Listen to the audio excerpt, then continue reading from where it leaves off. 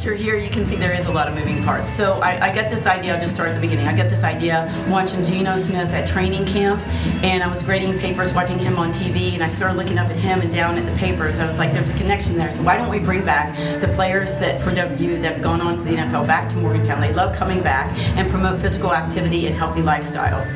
And so I had to sell that idea to everyone that passed me by. And so this is the third consecutive year. So what we do is invite back those players, and then today we have the cheer squad, we have the dance squad, we have the Mountaineer, and now we have current players that have come to help, because you can see we're trying to grow this from initially maybe 110 to 120, and we had 200 kids sign up today. I don't know actually how many are here yet, but I'll get those numbers later. But we are promoting physical activity and healthy lifestyles through diet and nutrition. We have a water station that is there to go over 10 tips for the kids to remember.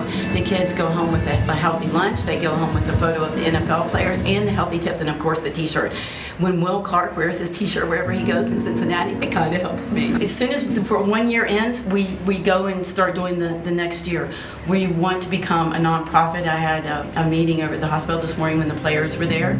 We had 4 players go and visit kids at the hospital, and to try to become a nonprofit is the next step, because we've grown. Just get everyone up and moving, and I think that Mountaineers Get Moving is actually one of our hashtags, but we want to expand it to other sports, to bring in maybe basketball players or soccer players, baseball players, it wouldn't matter. Get up and moving is what it's about. So, but kids in the state definitely emphasize and look up to, emphasize what the athletes that have gone on to the pro level are doing, and they try to emulate them. So that's what I was trying to capture.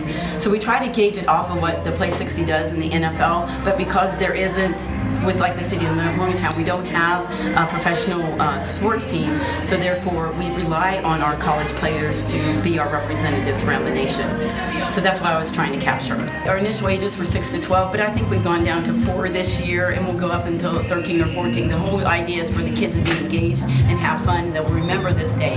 There's been parents that have come up to me and emailed us throughout the year. My kid keeps on asking, when's the next day of play? So that means that we are making an impression on them that's lasting, and that's what it's all about. It's all about the kids, and that's why we do it.